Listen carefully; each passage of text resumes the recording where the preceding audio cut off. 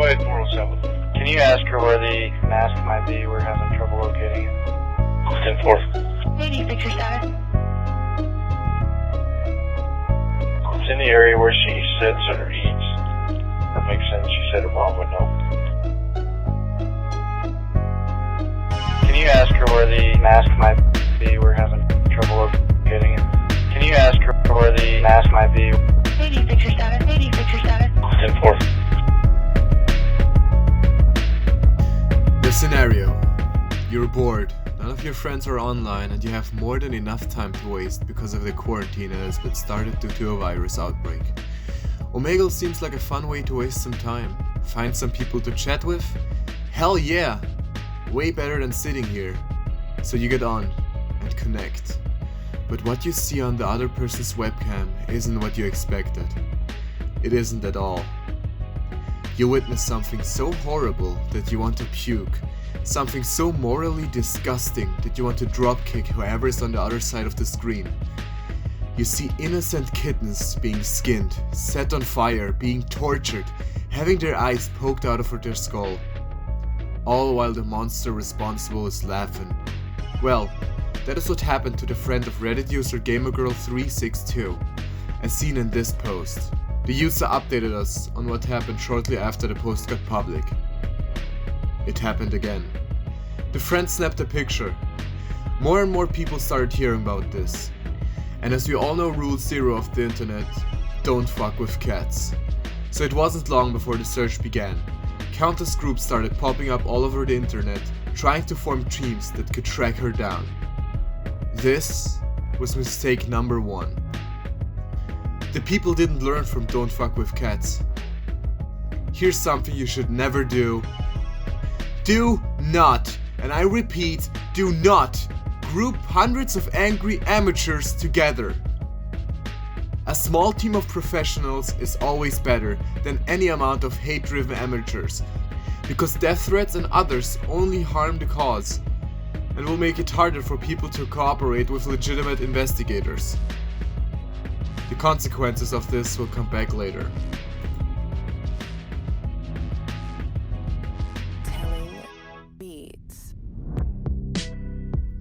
Now, a certain someone comes into play, now known under the nickname Senpai. Here's what he said. I wanted to go on Omegle to have a nice chat. I had one just yesterday. I met a friendly cosplay girl. Afterwards I met this interesting engineer. And I really wanted to have that again. But something went wrong. I couldn't connect to the servers, so I googled if the servers were down. Then r/Omegle came up. I clicked on it, but the post was 5 years ago. I wanted to see what other things would get posted in r/Omegle. And this is when everything started. A post telling people to join a Discord so they could hunt down a cat lady. I read through the stuff and I wanted to know more. Originally I was just going to join, tried finding out what was going on and then leave. But there was something in me that slowly but surely wanted to do something. I'm part of a hacker team, I wrote. This was one of the best things I could have ever said. People instantly trusted me, and I even got the role of hacker. So I read up all of the things that were posted and joined a voice channel. Slowly, one after another joined and more people talked. But multiple were muted, some didn't talk at all, and there were way too many people to have a useful convo with. The text channels were unorganized, not moderated, and a ton of false info came in. We sat there for some time until we realized something. The crazy cat lady loves attention, and she's going onto servers about her. She's hearing all the mistakes she made, and then cleans up after herself. So, here's what you should never do, number 2. Do not make your work public. The target will be alerted by their mistakes and will know what to take down, and will also know what to avoid in the future. Senpai continues. I realized that we can't continue like this. We don't know who to trust, and the chaos of the server made keeping track of info hard. There was a need for a secure and professional Discord, and a group began to form. I have a Discord I never used, Senpai said. Welcome to Broken Oneway.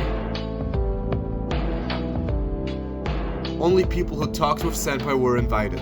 Most of the people who got onto the server had to pass some sort of security check, snapping a pic of their face with a piece of paper with the words Broken Oneway on it next to their face, talking in a voice chat with Senpai to verify that they're not the cat killer, solving a test, answering a questionnaire, or a combination of these.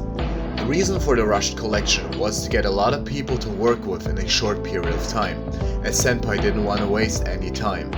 The more days this cat killer was out there, the more days cats were in danger. But let's get a more in-depth look at the target. 2 of the cats were given by unsuspecting people who believed the target was a willing caregiver. The crazy cat lady goes on Omegle with tags like furry to get people who like animals, and then tortures and skins cats in front of them on facecam to shock them. The crazy cat lady continues by posting videos of herself on TikTok mocking people to find her. And then she says, "Happy hunting." Happy hunting indeed, at least for the group Broken Oneway. Now, let's talk more about this group. Broken Oneway is a group of hackers and investigators working together to help and protect. This group was formed in Austria, but branched out to Japan and finally to America. They also work with the police departments and help law enforcement with archived evidence and information. Senpai has just before the operation started become an operation leader. This newly formed group swiftly started working. Their first step was to collect every information from the server. Using the IP and other general known information, the team was able to find a broad estimated location in Texas. They narrowed down the possible location using different tactics such as comparing doorknobs from videos to doorknobs found on Google Maps, or when a poster was analyzed that turned out to be from Biddy Burger Barn, Houston, which led to an old workplace of the target. Or t-shirts and dumbbells found in a video that were only sold in a specific location. Cars and other location indicators also helped a lot. After more research, possible names popped up. Dixon, Tyler, Maria, Aaron W, Rebecca, Bertha, Krystal, Kendra W, Sandra W, Sam S, Sansa S, and Eva, and a possibly confirmed surname with multiple other possible surnames. These names were used to search through criminal records and social media sites. The criminal records mostly led to nothing except for one. A possible match was found with a person who had a record of animal abuse. More information was found, however, by social media, where combing through fan circles and infiltrating group chats led to very promising profiles. Using photos and suspect sketches, similarities in facial structure were very easily found, and the team was certain they had found the correct person. And their timing was just right. The profile they found started live streaming. Apparently a few other amateurs also found this profile. The person in the stream kept repeating that they were innocent, even though all the evidence pointed towards her. Remember what I said about the consequences?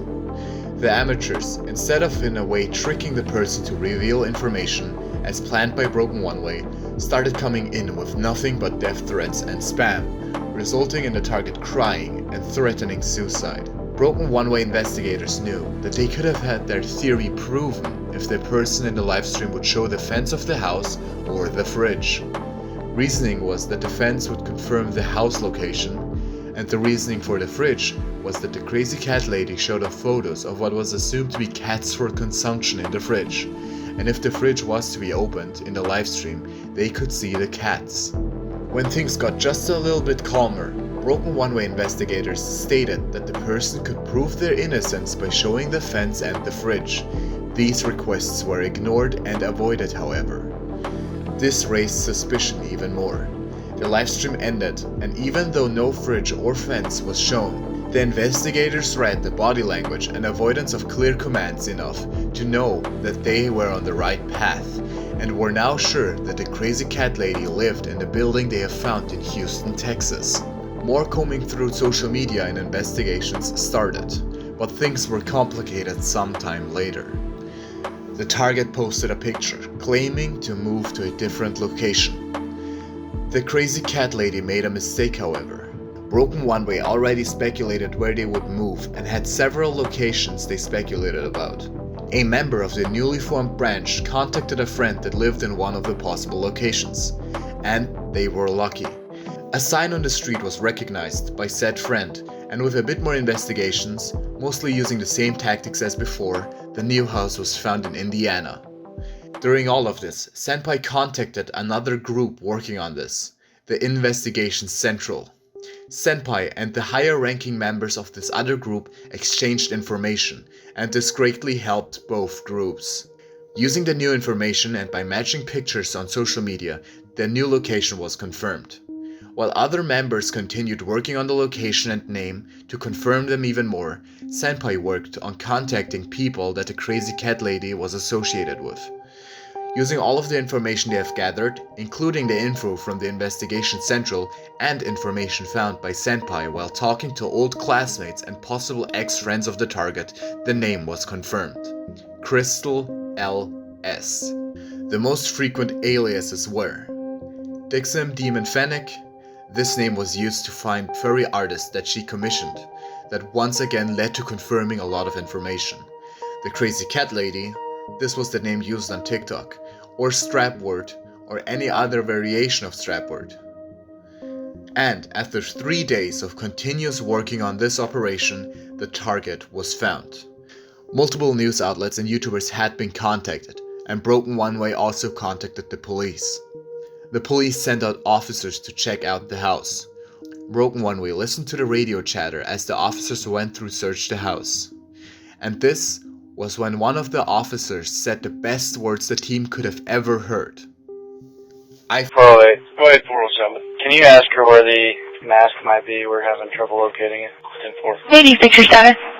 It's in the area where she sits or eats. That makes sense. She said her mom would know. Found the mask. With the mask referring to the mask worn by the target in OMEGLE streams to hide their identity.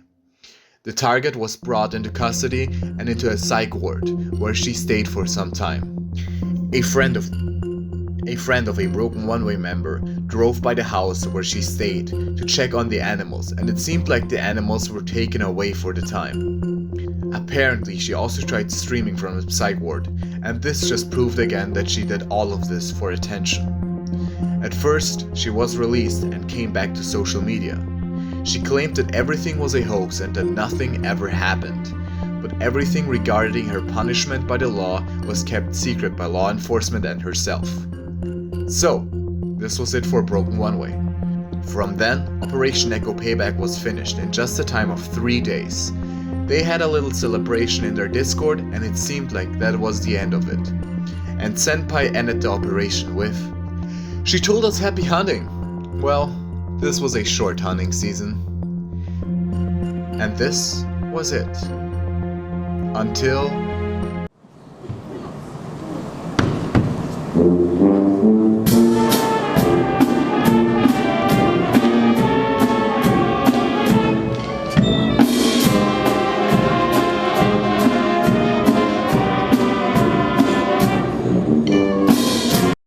To end us off, here's the news article that has been written. A Kokomo woman arrested on animal cruelty related charges has been indicated by a federal court by grand jury. Krystal Scott was indicated on February 17th in the U.S. District Court, Southern District of Indiana, on 2 felony counts of animal crushing. Federal law defines of the charge as when one or more living non-human mammals, birds, reptiles, or amphibians is purposely crushed, burned, drowned, suffocated, impaled, or otherwise subjected to serious bodily injury. Each charge is punishable up to 7 years in prison. A jury trial date is currently set up for April 9th in Indianapolis. Scott is charged with intentionally killing a pregnant cat on June 13th, 2020 by strangling it until it died of asphyxiation, and then removing the unborn kittens from the inside of the cat's body. According to the indictment's second count alleges Scott strangled to death a kitten on June 18th, 2020, by placing a ligature around the kitten's neck and then hanging it from a fixed object until it died. Scott, the indictment alleges, filmed the killing of the kitten in a video to the kitten is seen gasping for breath multiple times before going limp, and Scott states, "Little shit's alive, so re-hanged it," the intimate alleges. Both killings, according to a complaint filed in July by the FBI, were posted to the social media app Instagram. Scott was given the two cats by unsuspected people who believed Scott was a willing caregiver, according to the indictment. But shortly after taking custody of the animals, the cats were killed. As previously reported by the Tribune, Scott was arrested after a rural residence just outside Kokomo last year. As previously reported by the Tribune, Scott was arrested at her rural residence just outside of Kokomo last July by federal officers.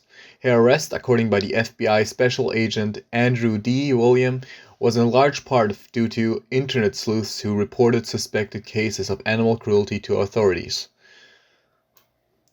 William states the complainant Scott admitted to posting Instagram videos of the two cats and claimed that good side loves cats and dogs, but their bad side tells her to commit acts of animal cruelty, including killing animals by strangulations and other means. Hello everyone. This is me. Just speaking about this. I originally wrote this script when I was still trying to kinda, keep my identity private. So yeah, I'm Senpai. Changed my name though. I'm now known as Mintflake. I know that Broken Oneway is supposed to be a very private,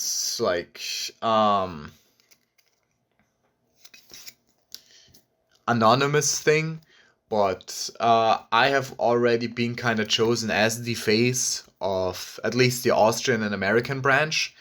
So my face is already out there, and it wouldn't be really hard to find out that me and Senpai are the same person. So, yeah. So every time this video said Senpai, it was referring to me. I wrote this script like 7 months ago. That was also approximately when this happened. And yeah, this was Operation NEKO-PAYBACK, and see ya.